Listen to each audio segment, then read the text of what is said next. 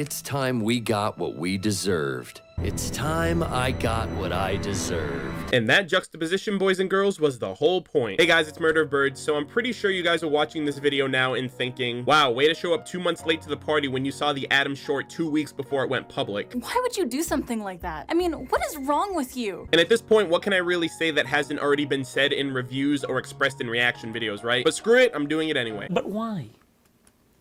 Why would you do that? Why would you do any of that? But in all seriousness, I meant to do this video when I got back from RTX 2018, but as some of you guys can most definitely tell, I was hit with YouTube burnout these last couple of months, and I haven't really put out anything in terms of RWBY content lately, so I am easing back into videos for the inevitable RWBY Volume 6 hype train, so I'm very excited. I'll try my best to keep this video short, sweet, and to the point, since it's been 2 months since the Adam short has come out, and I'll probably sound like a broken record compared to what you guys have already seen and heard from other videos, but fuck it, let's go. I had a partner named Adam. Adam Taurus. Adam Taurus. Adam Taurus. Adam Taurus. Adam! Adam Taurus, the Black Trailer Badass, Volume 2 Cock Tease, Volume 3 Bad Boy, Volume 4 Nightmare to Volume 5 Punching Bag. It's no surprise at this point, but Adam came out of Volume 5 as the undisputed laughingstock of the volume. Hey pal, you just blowing from Stupid Town? For a character who had so much mystique to his character and a demeanor that demanded respect in the earlier volumes and even the Black Trailer, the way he was handled in Volume 5 was probably one of the most embarrassing falls from grace that I've ever seen.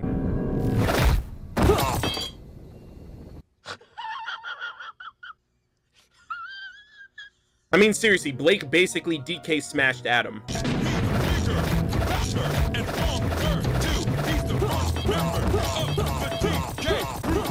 But in all seriousness, for someone who's capable of doing this, and this should not be happening, or at the very least, not without Adam actually doing something competent. Sure, I understand that Adam was out of options and backed into a corner, but if that's the case, then someone needs to resurrect Patrick Swayze ASAP. Nobody puts baby in a corner.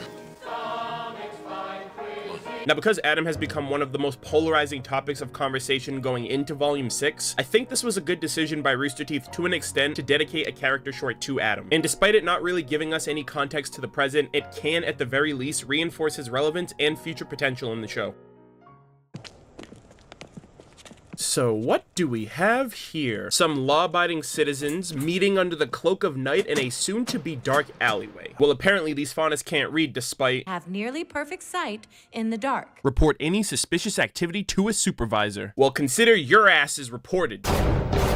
Dear Weiss Demlegs Schnee, your family finna get robbed. You should probably tell your dad as soon as possible. Sincerely, a group of RWBY's uncle. Well, hopefully that goes well.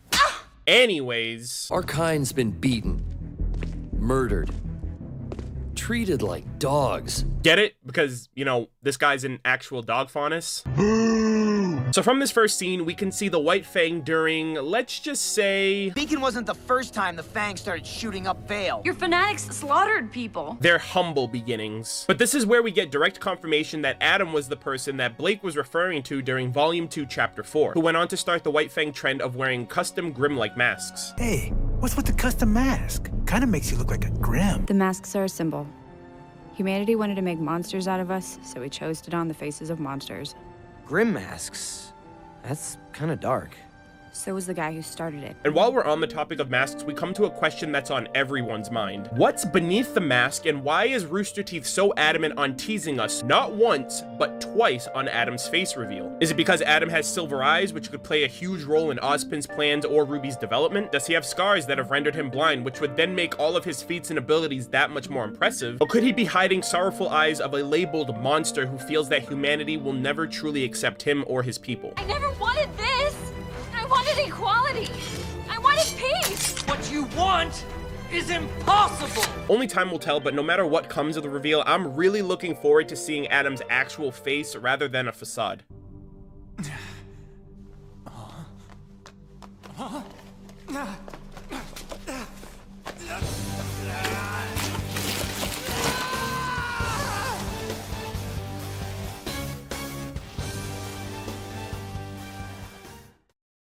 Now, the second scene is without a doubt my favorite part of the short, and a feast for the eyes and ears as well. Great animation, awesome music, we get to see Adam use his semblance again, and there's a ton of blood, so that's always fun. And we even get to see that Sienna Khan was more closely involved with Adam's growth than we initially thought during Volume 5. But it seems like the catalyst of Adam's rise to power begins with this death here. This one death leads to the White Fang viewing Adam as a hero, which then leads Adam's perception of becoming lionized by his people, which is also the name of the song for the short, which is quite fitting. But it also results in the inevitable difference of opinions and replacement of Gira as the White Fang leader, which only works in Adam's favor down the road. Now, for me personally, I feel like Adam was 100% justified in this specific instance, but obviously Gira wasn't having it. That wasn't necessary. Are you stupid or something? Sure, Gira, it wasn't necessary that Adam took down all 7 attackers by himself and chose to save you, the leader of this organization, from the one person who was running and shooting towards you because you had no aura to protect yourself. Double kill. Triple kill. Overkill. Kill-tacular. Kill-trocity. Kilimanjaro. Alright guys, pack it in, video's over, that settles it. Adam wants revenge because Gira hurt his feelings. Unfriggin' believable. But like I said, in this specific instance, I think Adam did the right thing. He neutralized 6 out of the 7 enemies non-lethally, but had to resort to killing in order to ensure the safety of his comrades. However, as Adam ascends the ranks of the White Fang, he only strays farther and farther from these justified ideals until all that's left is really ferocity and delusion. I disagree. Now, I hope you guys have all been enjoying the video so far, because this is the part of the video where I feel that it is necessary for me to drop some hard truths on this character short and illustrate some of the concerns that I had about it moving forward. And before anyone gets concerned, no, I will not be bad-mouthing, belittling, or undermining Miles and Carrie in any way. I will not be talking bad about the crewbie as if I knew how to do a better job. This is just ultimately a way for me to kind of be more transparent about not just talking about the things that I liked, but also talk about the things that I didn't like or things that I feel like could be improved in a positive way. But first, these are all the things that I loved about the last few scenes of the character short. Forever Falls looks so freaking beautiful in the Maya engine, and to this day remains as my #1 favorite setting in all of RWBY. I really hope that at some point in the future we get to go back here. I absolutely miss it. One of the best character designs, an awesome weapon, and she can actually fight. Why the hell did Rooster Teeth have to kill Sienna Khan? And to add insult to injury, they're salting the wound by showing her in a flashback because they killed her off last volume. Miles, Carrie, have you no heart? It's Sienna Khan. Sienna Khan will become a martyr for our cause. Why, you little... I touch you! Go! Go! It's all just an act. Stop! Stop! He's already dead. This felt like a blast from the past, but I really liked seeing the old model Elysian Knights from the Black trailer in the Maya engine. Intruder, identify yourself. Not to mention Adam debuting his slice and sheath combo that he eventually reuses in the Black trailer.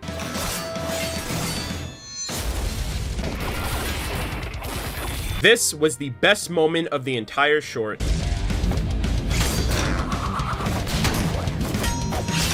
Whoever animated that, they need to animate more action scenes moving forward, seriously. And I've noticed that Adam really likes spinning his sword.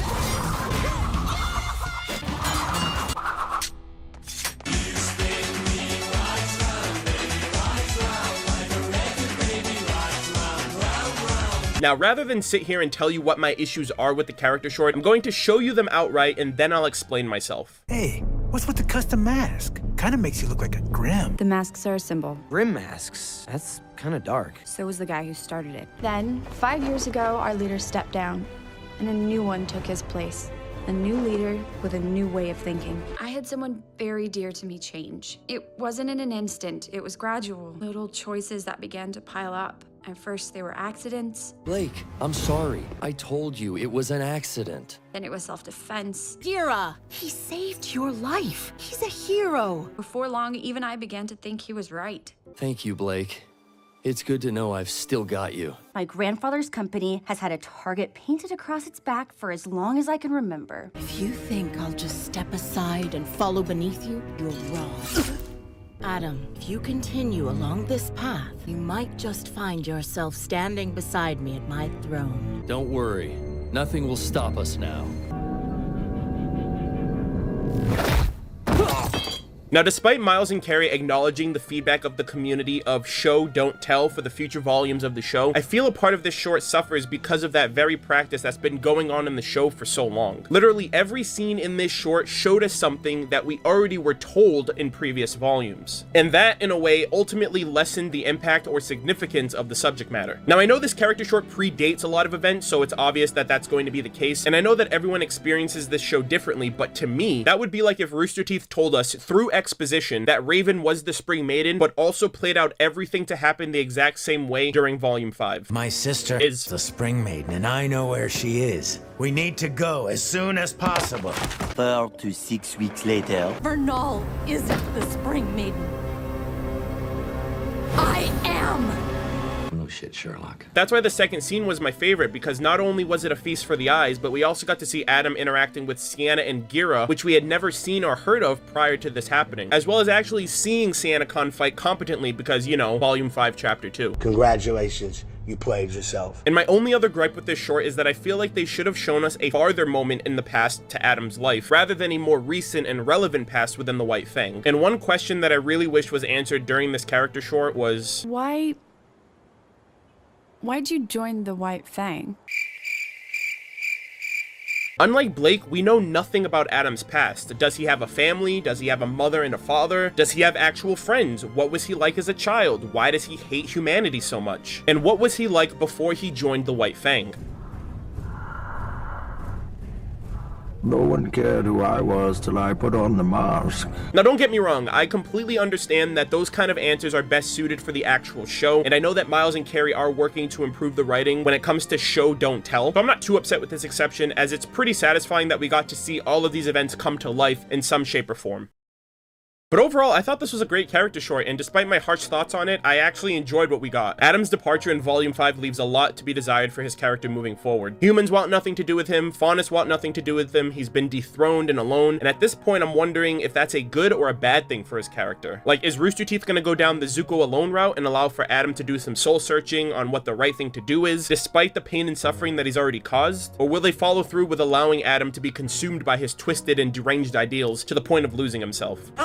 And making humanity pay for what they've done! Someone get this man the world's best dad. But you gotta keep your emotions in check. Keep a level head and think before you act. But whatever's in store for Adam's character, I am so freaking pumped for everything that we're going to be getting moving forward with RWBY Volume 6. New locations, new characters, new Grimm, more action, and I can't wait to see what Rooster Teeth applies to what they've learned for the previous volumes going into this one. But with all that said, guys, those are my thoughts on the Adam Taurus character short. I do want to apologize again for this video coming out so late from when the character short came out, but ultimately I hope you guys enjoyed it nonetheless. We are so close to Volume 6, so be sure to leave me your thoughts on the video, what you guys are hoping for Volume 6, and everything else in between in the comment section. But thank you guys so much for watching the video. Thank you for your support. I look forward to hearing from you guys for RWBY Volume 6, and I will see you all in the next video. Take care.